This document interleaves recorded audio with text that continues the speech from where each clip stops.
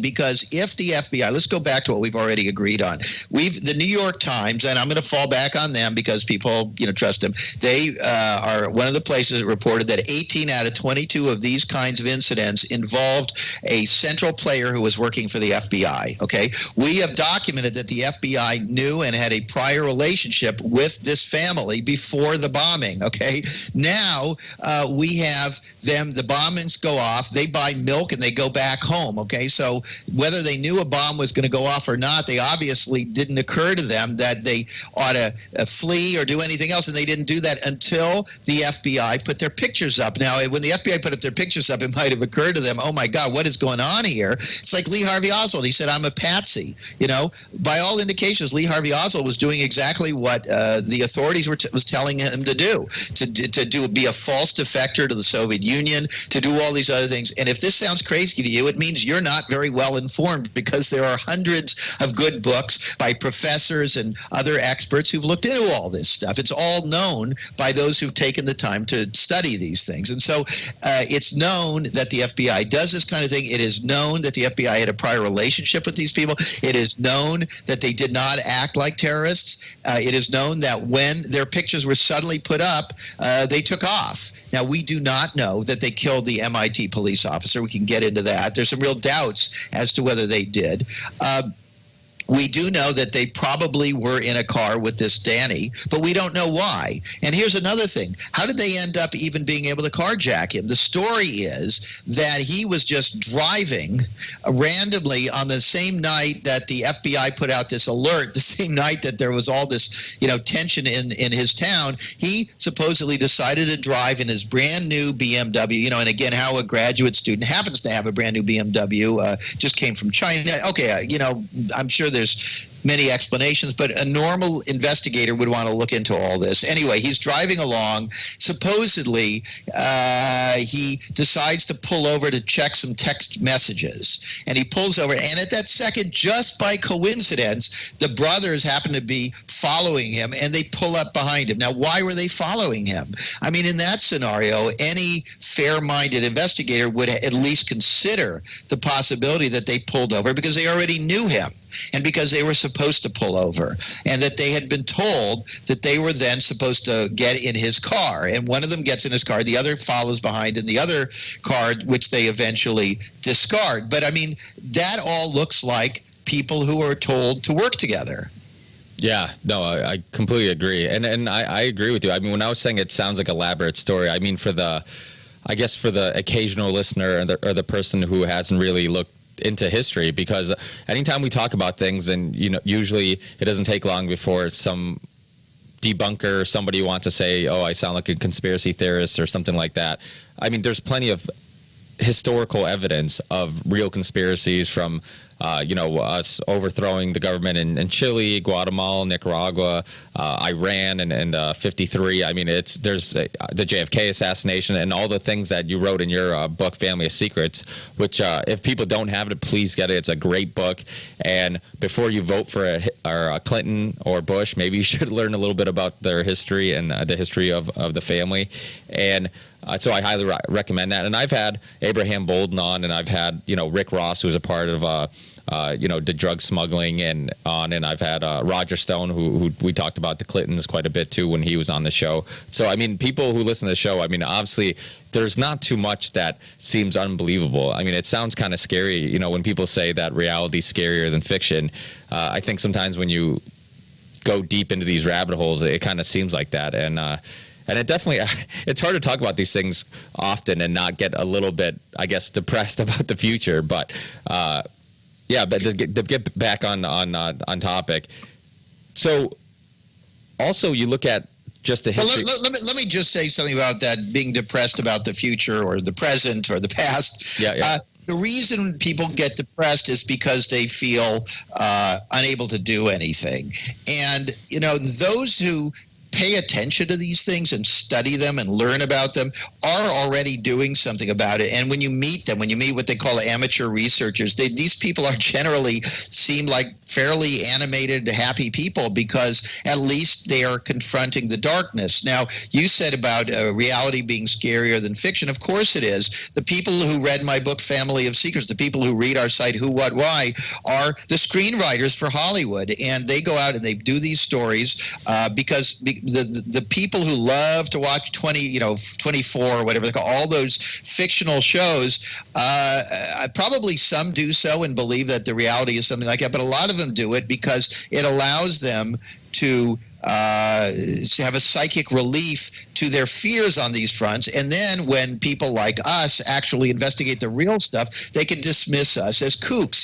This is the lazy, guilty way out because most of us don't do anything to strengthen our democracy. Most of us wouldn't even take a second to stop a looming, quasi-fascist state from coming when we can just, stuff our gourds or watch another football game. I mean, that's where we are. And it's very, very easy for people to label other people kooks or conspiracy nuts or something like that and not actually do any homework to find out how things are and how they operate. But when you do, and if enough people started caring and paying attention to these things, these sort of crimes against the public could not be perpetrated so easily.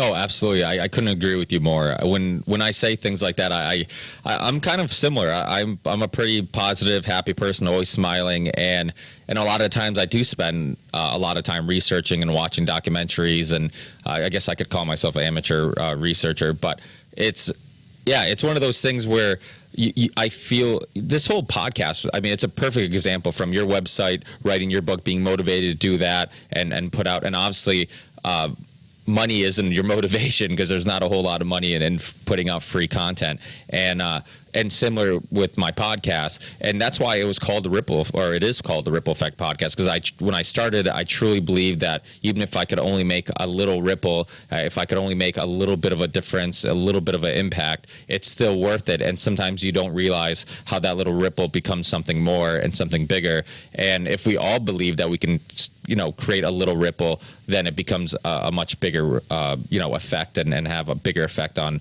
the people around us and the world around us. So I think that the worst thing we can do is assume we can't do anything and just go along with it. I think the best thing we can do is say that even if we can only make a little impact, is that at least, even if you do it for and like I say all the time, I do this podcast. Obviously, I don't make any money doing it. I have a full-time job. I have a son. This takes up a lot of my time and energy, but I love doing it because I truly believe in trying to leave the world a little better than I received it. And when you look at the future, people growing up now, kids, you want to hope that we can kind of make a difference in their mentality and their thinking, and just even if it's just planting the seed of questioning things and work on your critical thinking and just do that alone. I think we can kind of look back at our lives and say that, hey, you know what, at least I did the best I could, and I find fulfillment in that, and that's kind of where I am. And a couple years ago, not to get off topic and talk about my podcast, but I just think that I didn't come from anything. I was just a typical kid who came from full-time job, was a mediocre musician, and one day just thought about doing a podcast because people like yourself, your book, and a lot of people I've had on the show that just kind of blew my mind and really opened my eyes to the world around me, motivated me to want to do this podcast. And I felt like maybe I could, even if I could just get affect a couple people's perspectives, then it'd be worth doing. And a couple years later, I've had people like yourself on twice. I've had James Corbett on, Jesse Ventura.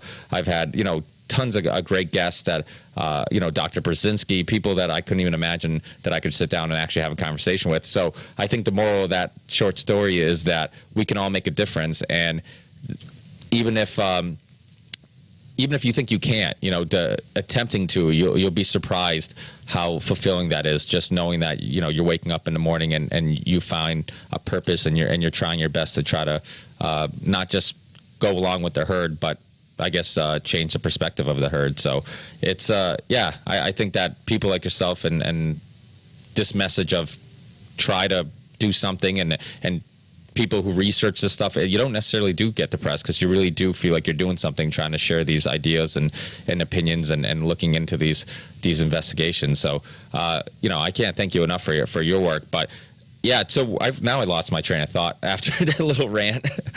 Well, you wanted to, first of all, let me just say that, you and people like you are heroes, and you should feel very good about yourself. But I think you wanted to head into some more about the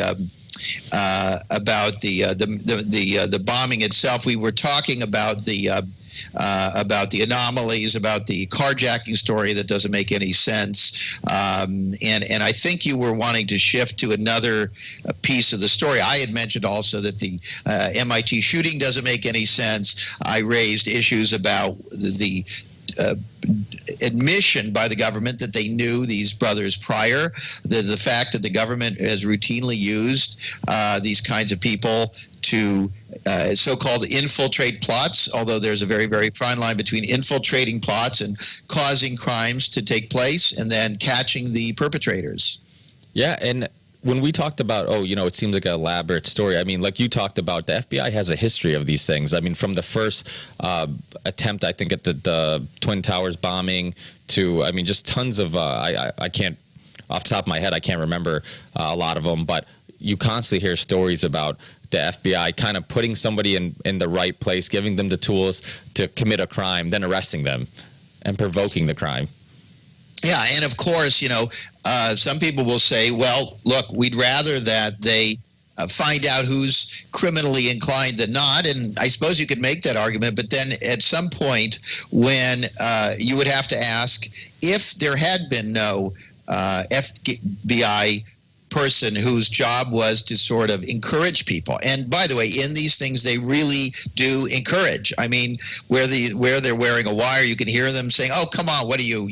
I mean, there was a case of these peaceful demonstrators, and there was an FBI infiltrator there, and he was encouraging them to violence, and they said no, and he kept pushing them and calling into question their manhood and so on, and they finally did something. And as I recall, I think they're serving, life sentences now. So, how is that okay? Because, I mean, if that's the criteria, I think a lot of people are susceptible to pressure and to peer pressure.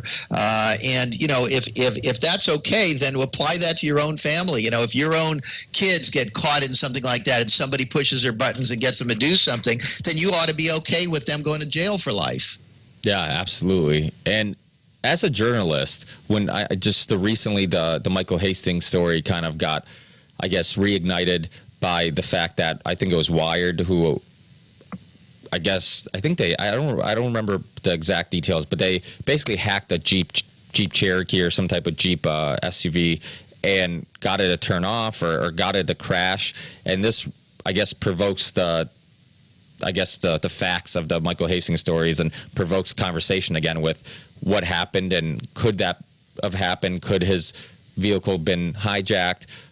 What happened with that story? Now, as a journalist, is it something like the Michael Hastings story scare you with the fact that you could piss off the right people? And it's obviously not the first time that people in the media have been, I guess, shut up. They try to shut him down or shut him up, like the Gary Webb story and many others. I suppose your listeners may already know who Michael Hastings is, but it's always my tendency to provide some background because I don't know that they do. Yeah, absolutely. Michael Hastings was a journalist, a reasonably young journalist who had scored a bunch of significant coups and in the process angered some very powerful people in the Pentagon and the CIA and so forth. And what happened was that a couple of years ago, he was working on a story that he said was very, very sensitive. He told friends that he thought that the FBI was investigating him. He indicated that he was doing a story about the head of the CIA. He said he had some amazing stuff and he was going to have to maybe even go, shall we say, underground for a bit. He also told his neighbor that he feared that somebody had been tampering with his car, and he begged her to let him use her car.